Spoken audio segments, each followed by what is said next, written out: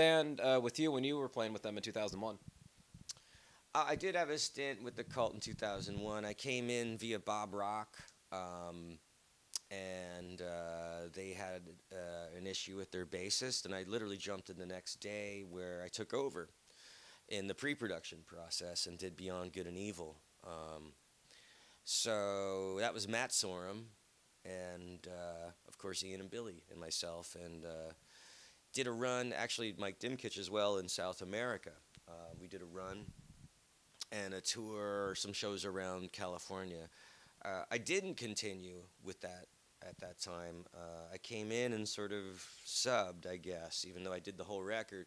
That record kind of, Mark Tyne did a couple on that one. It's been a while since I looked that up, but there's a couple on there. I did like 10 of the 12 songs. Right. And my distortion signature sound was on there and wah wah kind of thing. And that led to me auditioning for Metallica and stuff like that later. But I, in between, worked with Jagger. I had like a development deal for Owl years ago.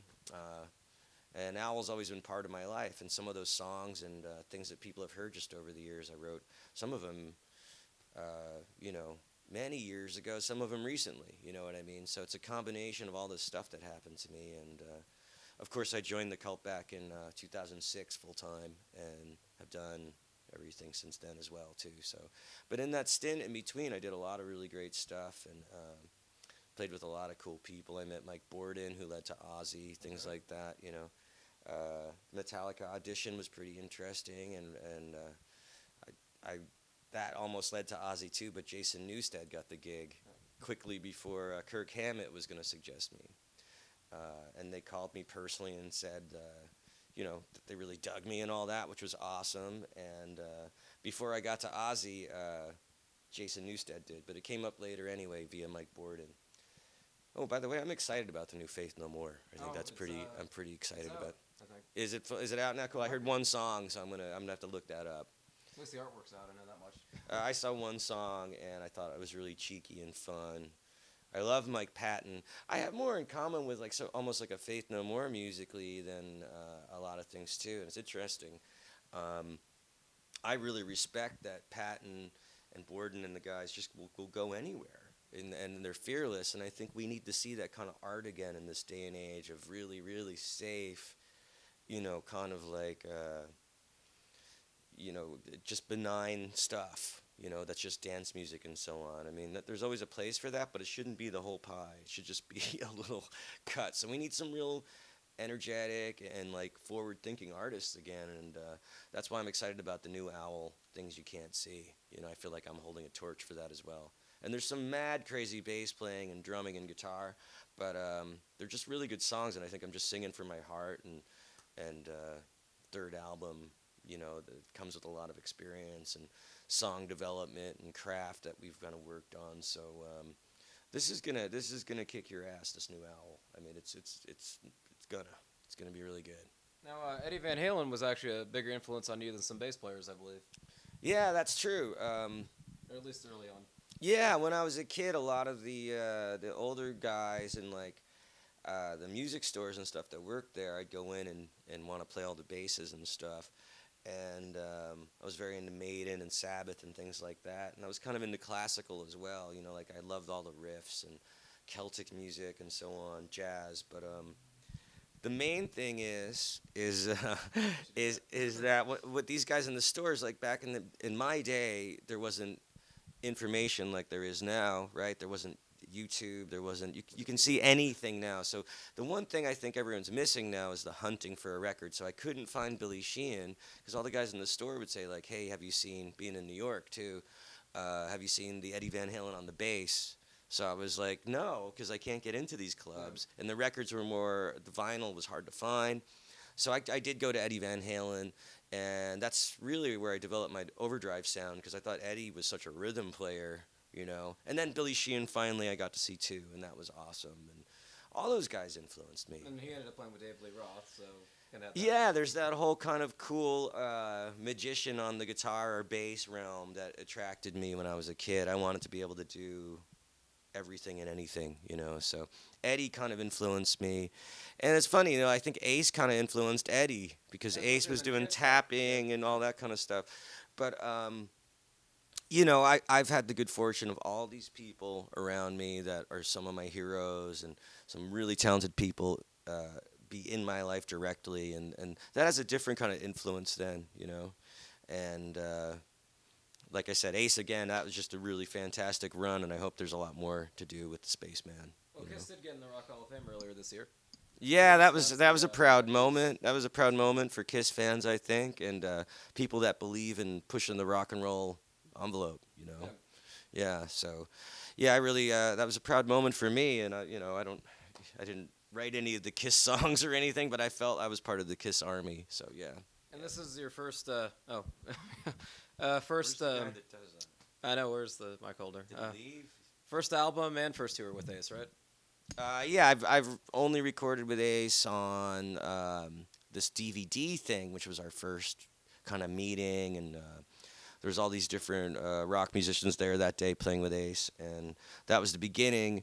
And yeah, essentially, I felt like, man, there's a good vibe here. We're gonna play together again, and he kind of felt the same. So now it worked out, which is kind of another cool synchronicity, fateful thing that was totally meant to be. There's that show called Oxen Loon that you played at with Matt and Ace. Oh, that was cool. Time with Ace. That was my first live performance in front of a I crowd. got to see it. Yeah, oh, you did. That's great. That's right. That was a great thing. And the first time I recorded with Ace, aside from that DVD, was on Space Invader. I did Starship, and that was really cool. Had nice melodic bass on it, and What Every Girl Wants, which I think is so catchy. That's a great song. So maybe there's more to come. I have to kind of see how it all pans out now, but I really dug it. One question. Okay, yeah, it's coming from a friend of ours. Favorite part about playing music? I think it's just the high that comes with it and the happiness that comes with it. I think there's like the gathering of people, the energy of sound, the lights. I mean, there's really nothing quite like it. And so playing live and having sort of a ceremony of sorts, or maybe a ritual, it almost feels like that to me is kind of. It sounds like I'm talking about church or something, but it really is kind of like a cool party, that you're throwing with entertainment. So, I mean, I'm not sure what's better than that. So, that's my favorite part about it. I think the live aspect, once you do all the hard work on the record and it all, there's something about that energy that just like, there's so much weight behind it. It's very gratifying and it takes the life out of you sometimes. And then the second one was, how did you find your style? Oh, my Iron Maiden roots on the bass and punchy sound kind of stuff led to a lot more pushing the envelope, and like even Eddie Van Halen and Billy Sheehan kind of innovative too, and tapping meets sounds, and then the upright bass. There's got NS design right over here. Yeah, I got some really nice upright basses. I got a lot of nice bass guitars, but these are my mains. I mean, this has been on all the Owl stuff, Don't bring basically. a real Santa face up those steps. Yeah, well, I got one right there. Oh, that's right. I didn't see it. But at the end of the day, the upright bass kind of really took my style and thing over the top, because now I was doing the same things with effects and such on the bass with the bow, and it gave me an extra edge, I would say. And vocally, I've always been more into like Jim Morrison.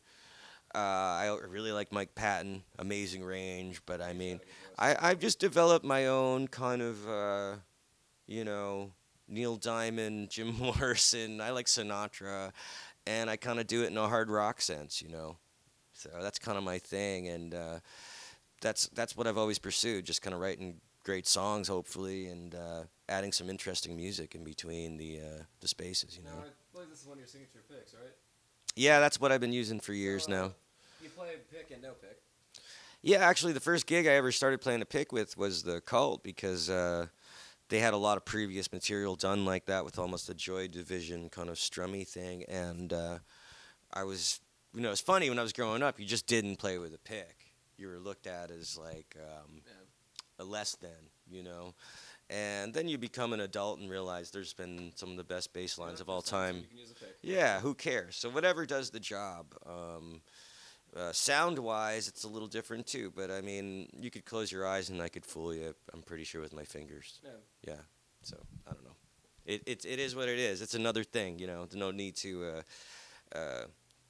call the guy a scrubber. I've heard that from Mike Borden back in the day. You were at Bass Player Live, and David Elfson and Frank Bella did their clinic together, talking about metal bass playing with and without a pick. You know.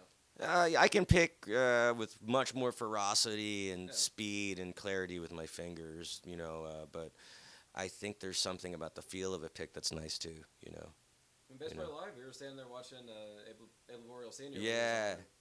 Yeah. Oh, that was. Open Hands. That's the group he's with. Well, he's just, he's just a legendary guy at this point. But he's got such spirit when he plays. He's a great example. He is just really feeling it, and you can't forget about that part of it. That's why you're doing it. So to maintain that heart and soul aspect in your music, and for him to be honored as such a gracious, awesome guy and player that was great to see. That was awesome. And some of the guys in the crowd. Oh, the legendary bass players in the crowd that I was sitting with. Yeah. God, who else was up on stage? There's that whole row of just legendary bass players. Yeah, it was a whole bunch of kick-ass dudes that I've been watching my whole life, basically. Too many to even name at this point, but that was really great. And it was great to be asked to be a part of and be at these events and stuff like that. Hopefully Owl next year will be playing some of them. Yeah, that would be cool. I know Ampeg, it's a good company you're with.